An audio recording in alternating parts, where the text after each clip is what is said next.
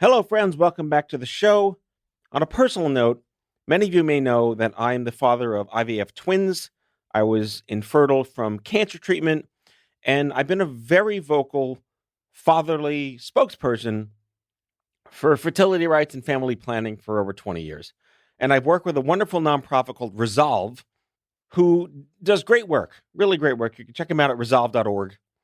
And I approached them a couple of years ago after the Cancer Mavericks did so very well as a documentary.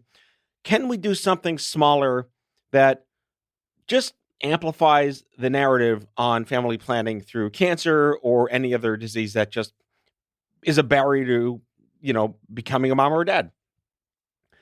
So we came up with this pilot program called Not Expecting, which turned into a wonderful, basically a one episode, pilot episode about the narrative. And it's airing now wherever you get your podcasts. Just look for Not Expecting. But I wanted to play it here on my show just because, in case you missed it, you'll hear it now.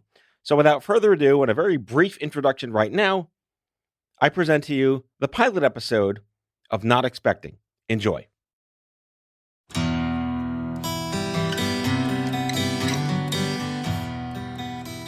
In the early 80s, Judy and Roger Carr allowed a documentary crew to tape their experience having the first baby conceived by in vitro fertilization in the United States.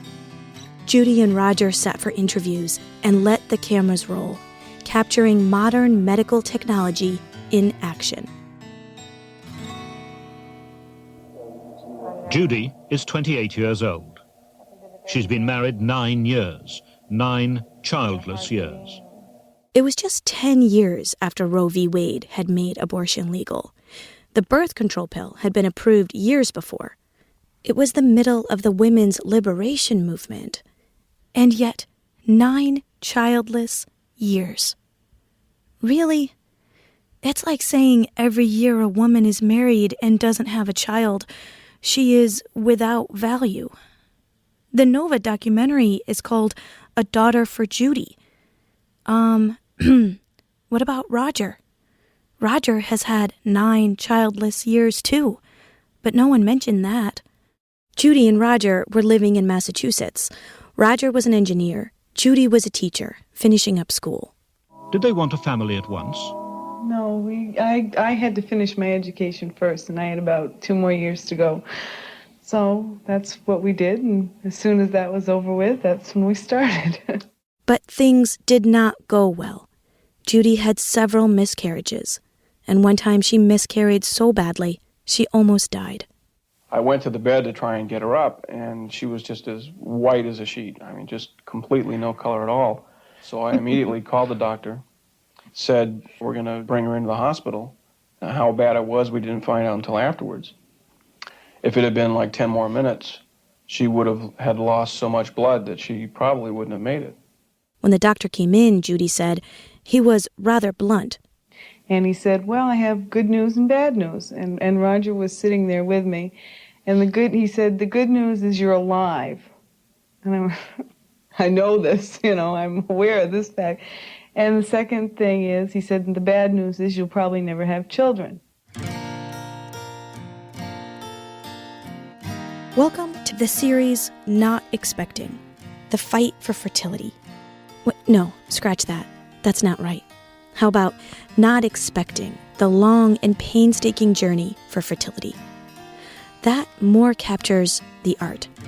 Art as in assisted reproductive technology, and art as in the art of trying. And trying again. You try again. It starts to feel like a test on your soul. So you rise and try again. But it's not just a personal journey.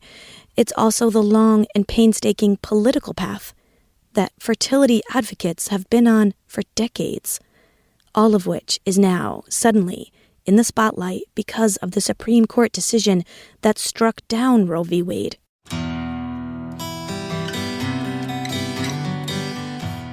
So let's land on Not Expecting, the personal and political story of fertility rights in the U.S.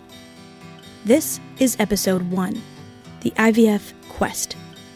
Let's dive into what it takes to get access to treatments deemed medically necessary.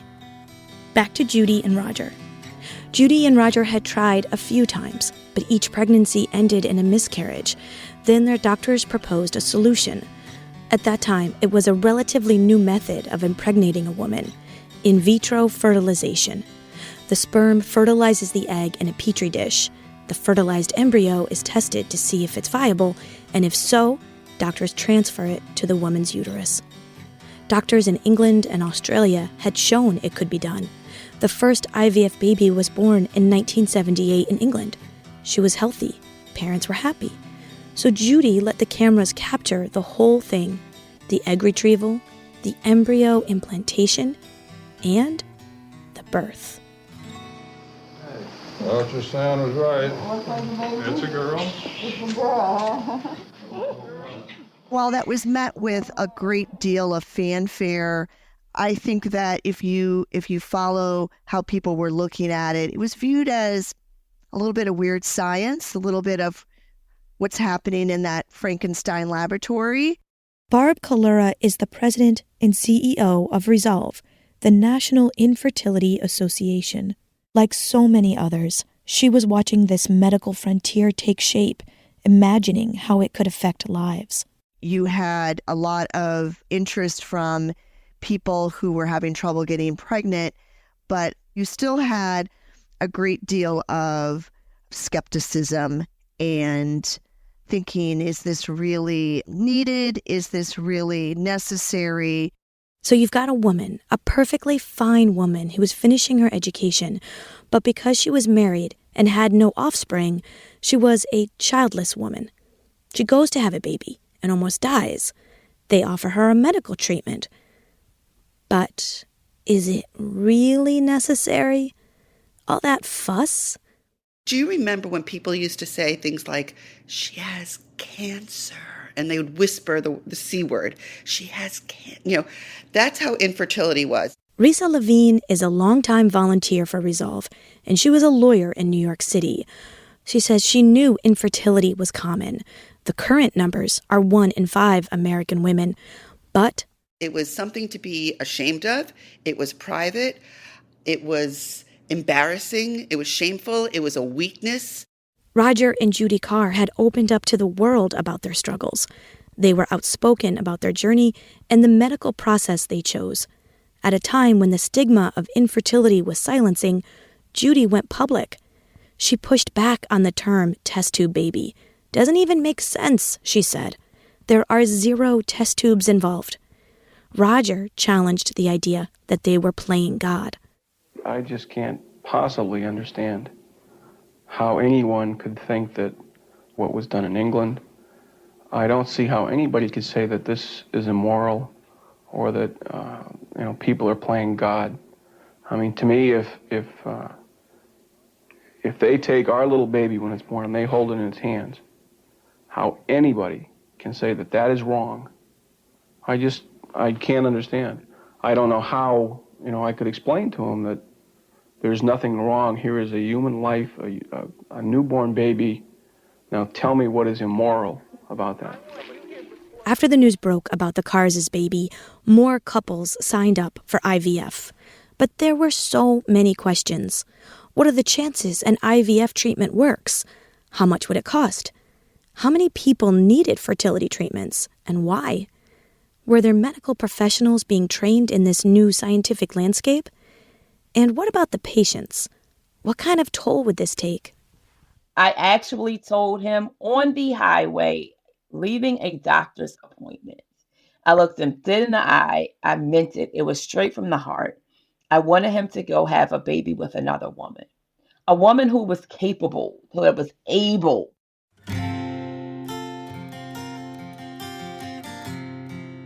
There's a real cost to fertility treatments. Money-wise, yes. But there's a cost to your body, your marriage, your friendships, your sanity, yourself. How much is it worth to you? After the break.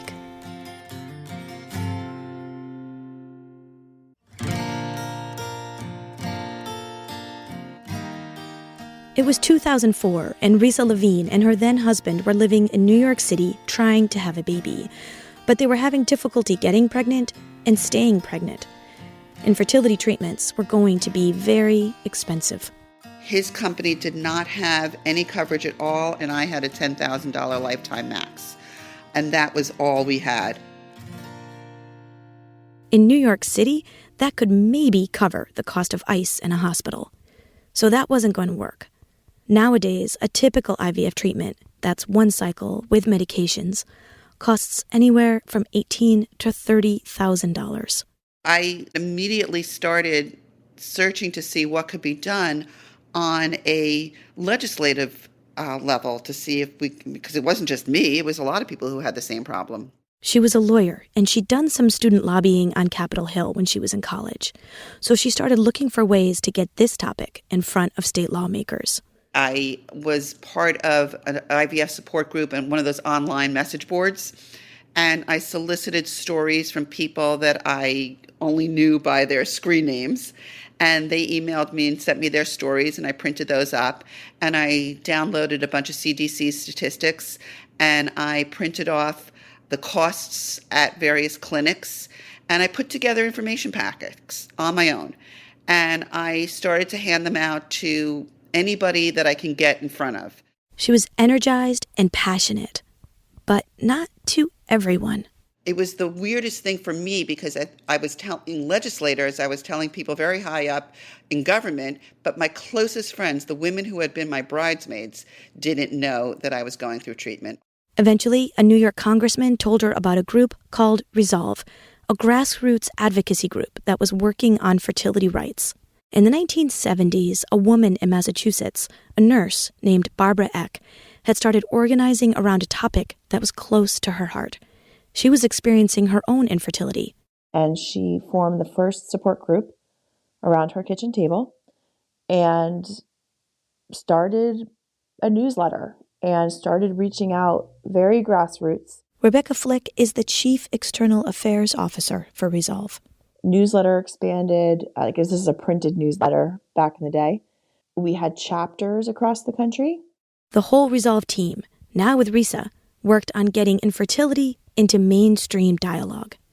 They wanted everyone to know infertility is not a dirty word. They were growing in numbers, and their voices were getting louder. By 2004, the organization's headquarters moved from Massachusetts to Washington, D.C. And once they were situated, they started pushing federal lawmakers to acknowledge that there was very little healthcare coverage for the hundreds of thousands of people who were in the same boat. Advocates from all over the U.S. came to the Capitol. One year, they had someone from every single state come to share their very personal, very painful story. So our advocate, if I can paint a picture, is largely a woman in her 30s. And they're facing the staffer who is usually in their 20s and has very little knowledge of what someone's going to go through. And they take a deep breath. They talk about the most intimate part of their life. But that's what you're there for. You're there to educate them and put a face on it. And so I'm so sorry. This is so not me. For the first time in their entire fertility journey, they feel control. It was emotional labor before we had a term for it. The health insurance for what was, and really still is, thought of as a woman's issue was scarce. Rebecca remembers the problems she and her husband faced. The insurance that we had access to at the time was through the Department of Defense and my husband's job, and it was horrific. Most federally funded health insurance did not, and still does not, cover IUI and IVF treatments. So if you have Medicaid, if you're in the military or you're a vet, a federal employee, you're not covered for IUI and IVF in most states. But what about Rebecca's health insurance from her employer? One insurance plan would not kick in until I had suffered 3 miscarriages to prove that I could not get pregnant, which just sounds like torture. I couldn't even get pregnant to then miscarry. To say everyone's infertility journey is unique is beyond an understatement, Barb says. The problem with diagnosing and treating infertility is it quite honestly was personalized medicine back when personalized medicine didn't even exist. Reproductive endocrinology is about as personalized medicine as you could possibly get, she says. For instance, if your insurance says you must do 3 cycles of intrauterine insemination, where sperm is placed in the uterus using a small catheter. Well, hello. What if there's no sperm? IUI, you can't do IUI if there's no sperm. Of course, then you can do donor sperm. Is that covered? What about blocked fallopian tubes? The egg isn't going anywhere. The egg is stuck. The egg can't move. You can do 100,000 IUIs and the person is never going to get pregnant. So what is going on and what is the best course of treatment? So there are lots of people with blocked fallopian tubes who were forced to do 3 IUIs, and that was covered. And every time they did it, the doctors were like, this is the stupidest thing I've ever had to do in my entire life. Today, Barb says, we have about 15 states that require some insurance companies cover some kind of fertility treatment. Each state is able to put their own definition on fertility coverage. Barb and her team made a map of what states cover what. Some states require health insurers to cover IVF and fertility preservation for medically induced infertility. That's like when people freeze their eggs or sperm before they undergo chemo or radiation. But she says there are some states that offer the bare minimum.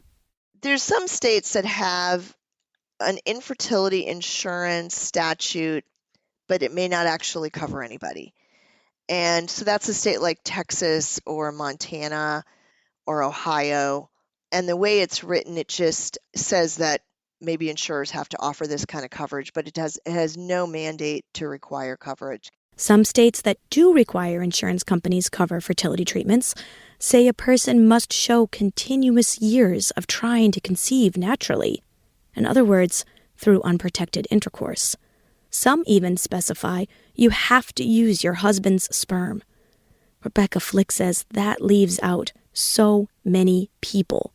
You're leaving out men whose male factor infertility does not allow them to impregnate their spouse. And you're leaving out single women who want to pursue parenthood on their own. And you're leaving out lesbian couples. Welcome back, everyone. Time now 8:16.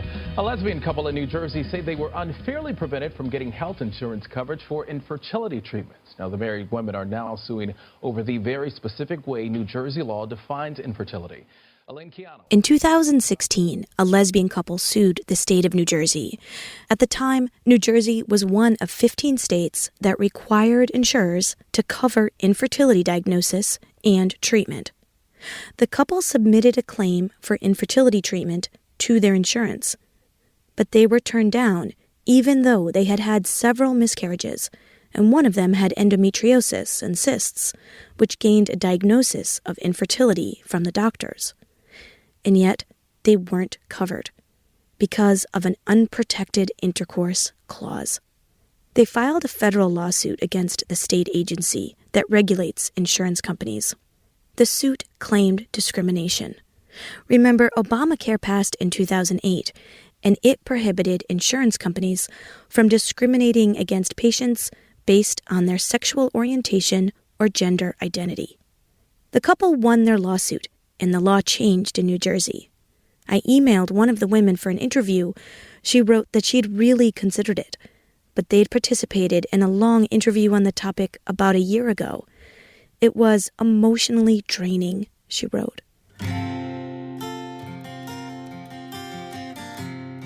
The battle for health insurance coverage isn't the only reason patients, doctors, and advocates need to work the halls of their state house. The very treatments they seek are under threat of being taken away altogether by the government. When you define a fertilized egg or an embryo as a person, you significantly limit the ability to practice IVF. After the break.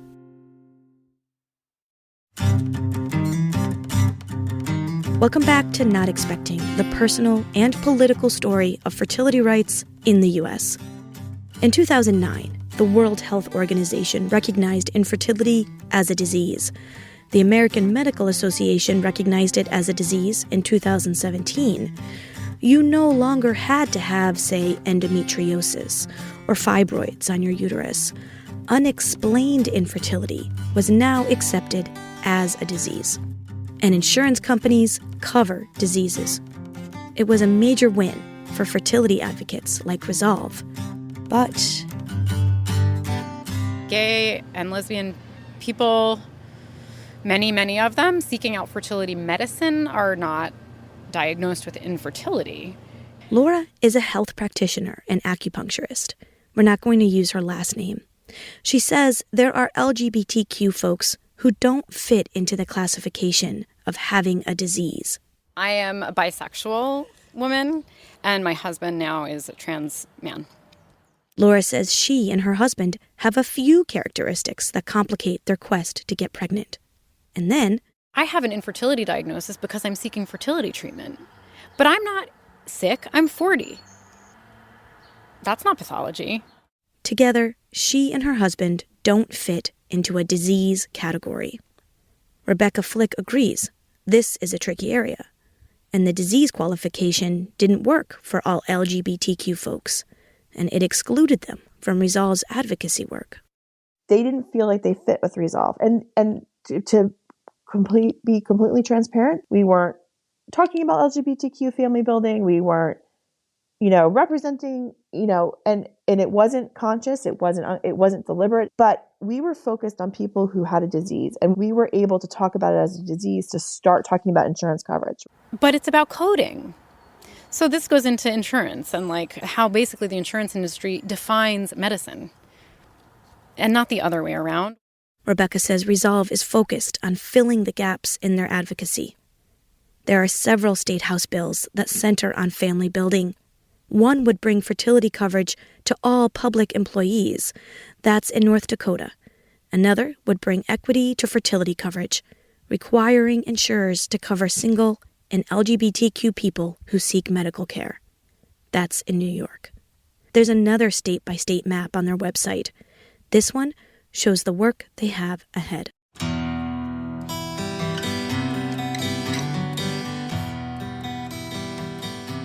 You might say the topic, the label of infertility, has come a long way since the 1980s. There are blogs, YouTube channels, hashtags, and social media groups that show outspoken people who are hungry for parenthood. Some folks are willing to go to any means necessary. Some draw a line in the sand, hitting the brakes at a personal boundary. But all of it is hard.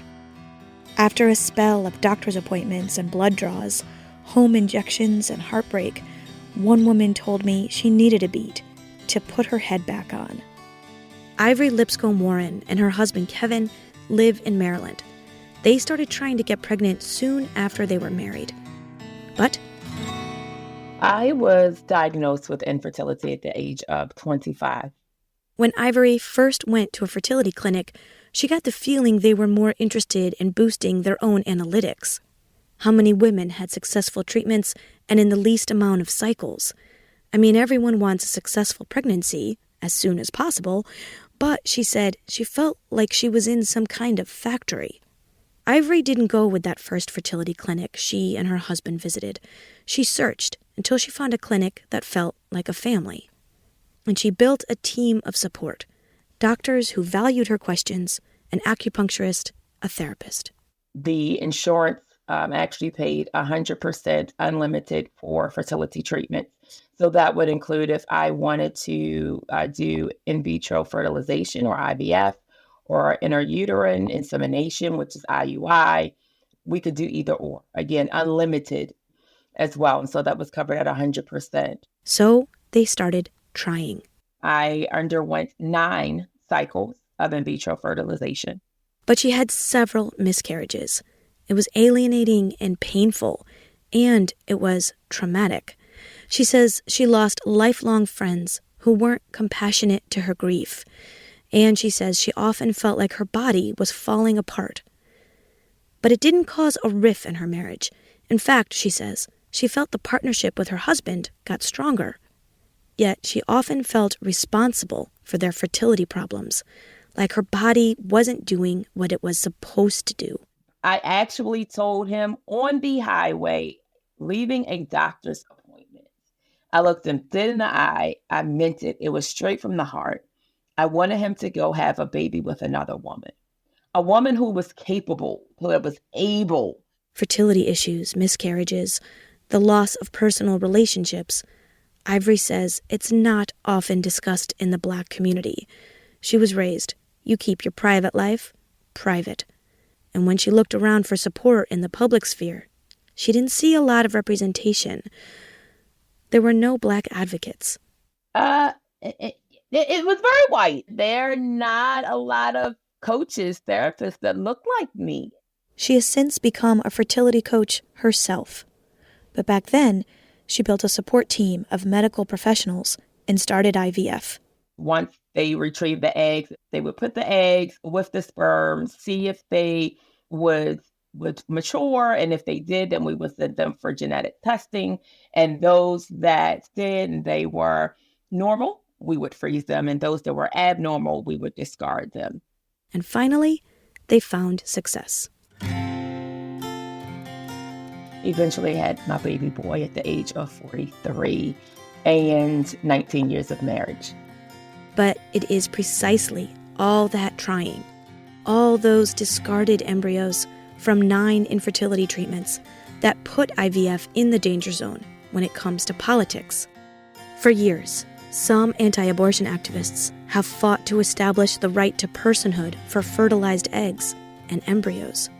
In other words, give them all the legal rights that you or I have.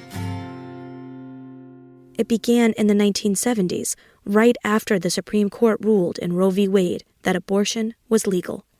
Why did they want to establish personhood in fertilized eggs and embryos? Because if they could do that, they'd have a chance at overturning Roe. See, in 1973, when Roe was decided, the U.S. Supreme Court majority noted that the word person, as used in the 14th Amendment, does not include the unborn. But, Justice Harry Blackmun noted, if this suggestion of personhood is established, Roe's case, of course, collapses, for the fetus's right to life would then be guaranteed specifically by the 14th Amendment. The anti-abortion activists now had their marching order: get the personhood movement on the ground. 11 years ago, Facebook reminded me, 11 years ago, personhood was introduced in Virginia, in my home state. Rebecca Flick says it was a bill like those popping up in state legislatures or on ballots around the country. It would give rights from the moment of fertilization. They were using a fertilized egg and calling it a person. And when you define a fertilized egg or an embryo as a person, you significantly limit the ability to practice IVF. Resolve rallied their troops and went to Richmond. They had fertility doctors and patients speak in front of legislators. And ultimately, personhood did not pass in Virginia. But, Rebecca says, that was not the end for the personhood movement. After that, personhood really started to pick up all over the country. The personhood bills, if passed, were supposed to lead the way to overturning Roe, making discarding embryos illegal. But then something happened that's revitalized the personhood movement. The Supreme Court has overturned Roe versus Wade. Let me just repeat that, because this is a huge moment for the United States. The Supreme Court of the United States has overturned Roe versus Wade, the abortion rights ruling.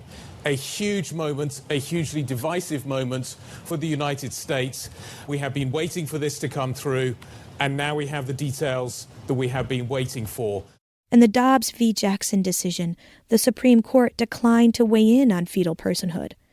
Judge Samuel Alito wrote, "Our opinion is not based on any view about if and when prenatal life is entitled to any of the rights enjoyed after birth." The ruling simply said that the Constitution does not confer a right to abortion.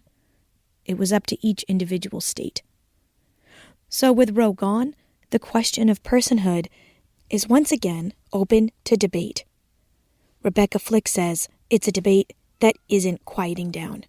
we are scared because, again, over the past decade or so, it's been more like a whack-a-mole. Like they've popped up, we've swatted, they've gone away. Then maybe the next year, 2 or 3 pop up, we've swatted. This is a fire hose. In the past 2 years, fetal personhood bills were introduced in 13 state houses. The personhood debate has also figured into the court battle for mifepristone, known as the abortion pill. The judge in the Texas case, who invalidated the FDA approval for the pill, described a fetus or an embryo as an unborn child. And now other politicians are coming forward saying they want to remove mifepristone from the market to protect the unborn. The Supreme Court is preserving access to the abortion pill for now.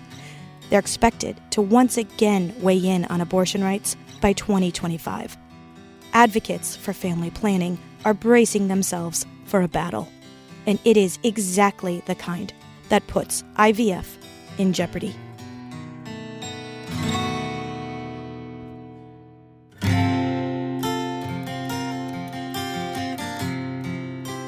Not Expecting is a production of Offscript Health. I'm Mary Rose Madden, the senior producer and reporter. The executive producers are Matthew Zachary and Andrew McDowell. Audio engineering and editing by Kyle Moore. Thank you for listening.